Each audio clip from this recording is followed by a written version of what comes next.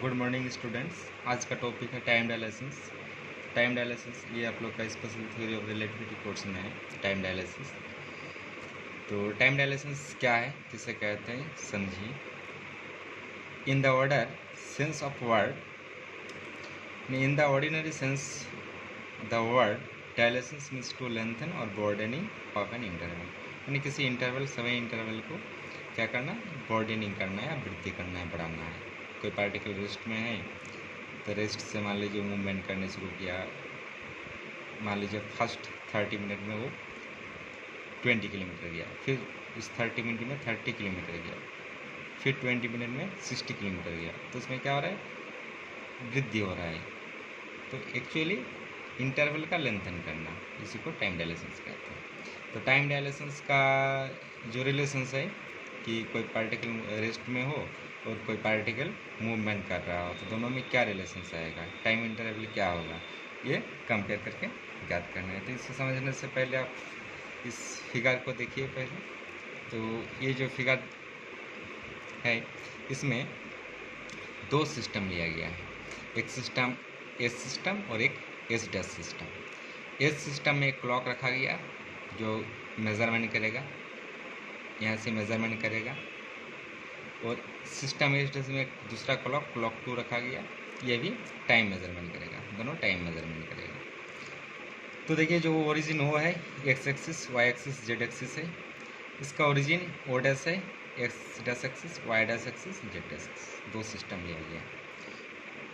अब देखिए ये मान लीजिए हम पहले पढ़ा चुके हैं गैलीलियन ट्रांसफॉर्मेशन इक्वेशन और लॉरेंस ट्रांसफॉर्मेशन इक्वेशंस, यानी एक्चुअली इसको इमेजिन कीजिए कि ये दोनों कोइंसाइड था पहले एक ही जगह पर। अब क्या कर रहा है, ये सिस्टम एस रेस्ट पर है, सिस्टम एस के सापेक्ष एस डैश मूवमेंट करते हुए आगे बढ़ रहा है। तो इसके वेलोसिटी हम v मान लिए हैं। तो देखिए ये टोटल डिस्टेंस, ये क्लॉक अगर x होगा, यहाँ से मान लीजिए इतना तक गया, तो इसका जगह हम डिस्टेंस ज्ञात करेंगे। डिस्टेंस ज्ञात करने के लिए वेलोसिटी इंटू टाइम करेंगे, तो velocity into time into distance, मान लीजिए कोइंसाइड था, कोइंसाइड करते हुए आगे बढ़ रहा है, मान लीजिए इतना तक हम लिए, कितना तक आने में उसको कितना डिस्टेंस कवर करना पड़ा, तो v इंटू टी, इसलिए वी टी है। अब देखिए टाइम इंटरवल जो है, टाइम इंटरवल में time interval del t equal to T2 minus T1, या इसको डेल टी भी time change in time del t equal to T2 minus T1 भी ले सकते हैं। ये क्लॉक 2 जो है ये T naught equal to 2-2 minus T-1, या डेल टी डैश भी लिख सकते हैं, T-2 माइनस T-1। तो ये क्लॉक एक्चुअली क्या करेगा, मेजरमेंट करेगा, टाइम को मेजरमेंट करेगा। तो देखिए ये सिस्टम बिल्कुल रेस्ट में है, ये सिस्टम मूवमेंट करते हुए आगे बढ़ रहा है। दोनों वॉच क्या करेगा, क्लॉक क्या करेगा, टाइम को मेजरमेंट करेगा। तो ये था फिगर। अब आइए इसका डेरिवेशन करते हैं। तो देखिए consider two coordinate system S and S dash, दो सिस्टम लिया गया, दो सिस्टम एक एस डैश सिस्टम था। Let S dash be moving with a velocity v with respect to s dash in positive directions of x axis। s dash system s के सापेक्ष v velocity से x axis की ओर आगे बढ़ रहा है, v velocity से बिल्कुल वहाँ रेस्ट में है, और s dash वेलोसिटी v से आगे बढ़ रहा है। Suppose a clock is situated in the system s at position 6। मान लीजिए सिस्टम s में क्लॉक 1 पर रख दिया जो टाइम मेजरमेंट करेगा, and give signal at interval del t. कुछ देर के बाद वो मेजरमेंट सिग्नल दिया कि डेल टी टाइम पे क्या हुआ, टाइम इंटरवल क्या आया। तो डेल टी जब लेंगे तो T2 माइनस T1 जो क्लॉक 2 के लिए टाइम इंटरवल माइनस T1 के लिए, तो डेल टी इक्वल टू ये वाला आएगा, ये सिस्टम एस के लिए। Similarly for system S dash observe by an observer. अब मान लीजिए कोई ऑब्जर्वर, मान लीजिए क्लॉक ही ऑब्जर्वर है, मेजरमेंट कर रहा है। अब एस डैश सिस्टम के लिए वैसा ही होगा, एस डैश सिस्टम के लिए डेल टी डैश होगा T-2 माइनस T-1, इक्वेशंस 2 आया। From Lorentz transformations we have हम लोग जानते हैं लॉरेंस ट्रांसफॉर्मेशन इक्वेशन से दो इक्वेशंस लॉरेंस ट्रांसफॉर्मेशन में है, एक स्पेस और एक टाइम, यानी Lawrence transformation equations for space and time. तो हम टाइम कोऑर्डिनेट को लेंगे t1, तो t1 इक्वल टू ये जो इक्वेशंस आया t-1 plus v x dash by c square root under 1 minus b square c square, ये actually Lorentz transformation equations for time coordinate, time coordinate के लिए time निकालने के लिए समीकरण लॉरेंस ट्रांसफॉर्मेशन का जो इक्वेशंस यूज करते हैं। t2 के लिए भी ये होगा t-2 plus v x dash c square 1 minus b square c square. ये अगर आपको समझ में नहीं आता है तो ये मेरा लॉरेंस ट्रांसफॉर्मेशन इक्वेशंस अपलोड कर चुके हैं, वीडियो देख लीजिएगा। अब देखिए जो 3 और 4 इक्वेशंस आया, substituting the value of t-1 and t-2 in equations 1 we get. अब ये दोनों वैल्यू क्या करेंगे, इक्वेशंस 1 में हम पुट करेंगे, तो del t equal to del t. अब देखिए t2 इक्वल टू ये मेरा इक्वेशंस आया, t2 के जगह हम t2 रख दिए, माइनस t1 का वैल्यू जो आया, t1 का वैल्यू ये आया, t1 का वैल्यू। अब दोनों में देखिए एलसीएम ले लेते हैं, इसमें हम एलसीएम लेते हैं, तो जब एलसीएम लेंगे तो इसमें दोनों में न्यूमरेटर सेम है तो एक होगा। और इसमें t2 plus v x by c square, यहाँ देखिए माइनस है तो यहाँ माइनस, यहाँ प्लस है तो माइनस माइनस इंटू हो जाएगा, दोनों में माइनस हो जाएगा। ठीक है, v x by c square cancel हो जाएगा क्योंकि ये प्लस माइनस है, ये दोनों कट जाएगा। अब नेक्स्ट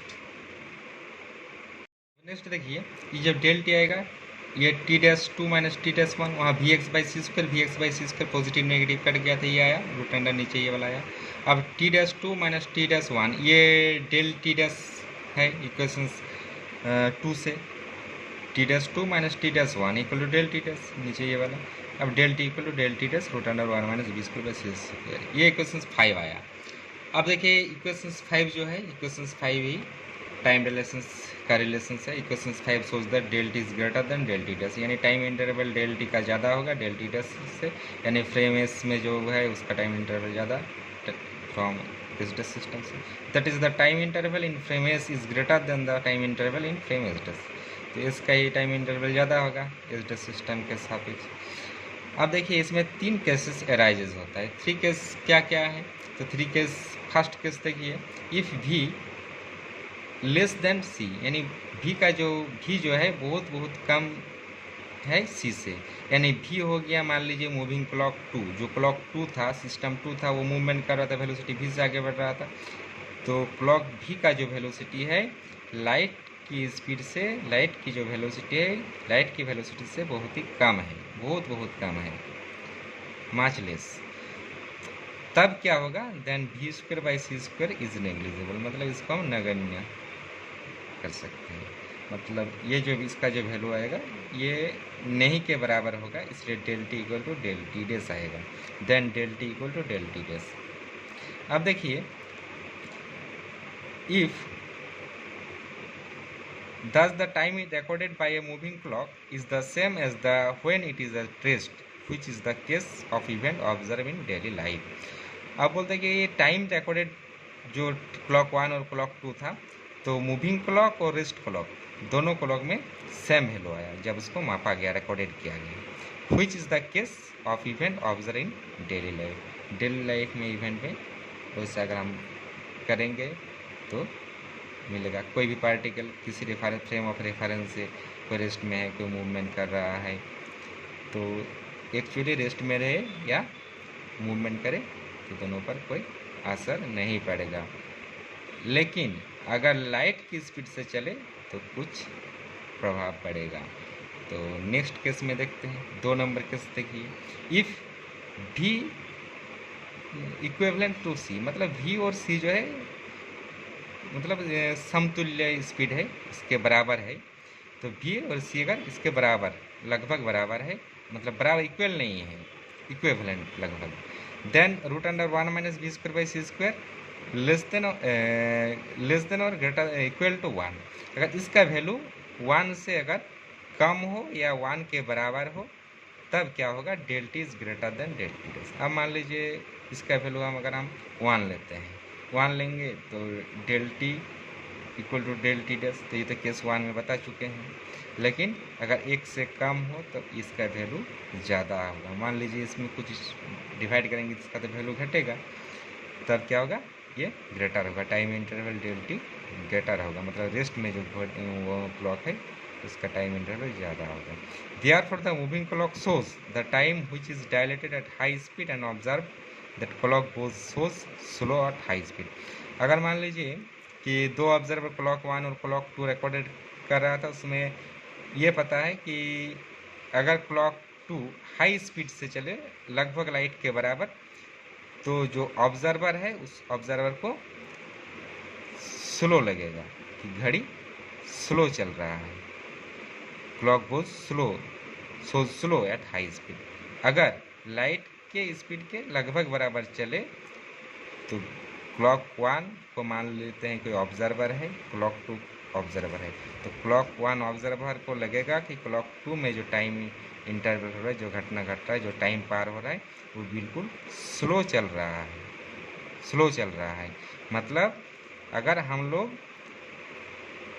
किसी स्पेसशिप या दूसरा किसी ऐसा कोई टेक्नोलॉजी आएगा कि लगभग लाइट की स्पीड से चले, तो बिल्कुल ये जो मेरा स्पेस में स्पेस में जो घटना घट रहा है, लग रहा है कि सब स्लो चल रहा है। जैसे आप लोग वीडियो में नहीं देखते हैं कि कोई मान लीजिए ऊपर से जाम कर रहा है तो उस वीडियो को स्लो किया जाता है, तो लगता है कि कितना स्लो से वो नीचे गिर रहा है, लेकिन एक्चुअली ऐसा नहीं है।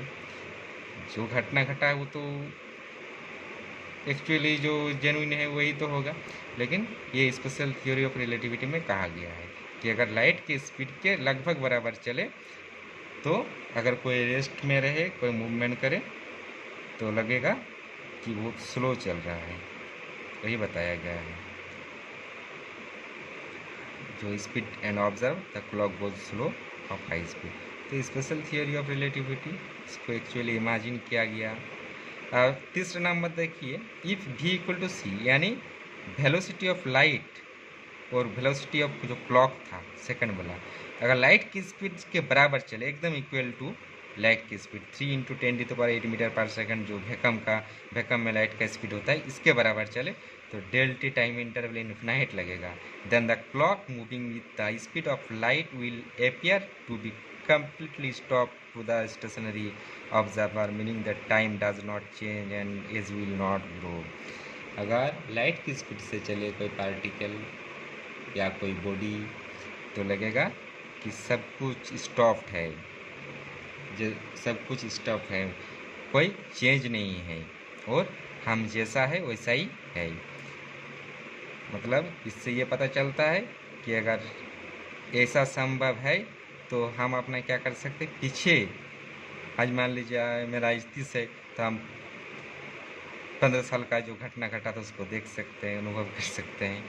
तो ऐसा नहीं है, ये स्पेशल थियोरी ऑफ रिलेटिविटी में कहा गया है। वेलोसिटी ऑफ लाइट का स्पीड जो होता है, अगर कोई पार्टिकल कोई बॉडी मूवमेंट करे, तो moving with the speed of light will appear to be completely stop to the stationary observer, meaning that time does not change and age will not grow।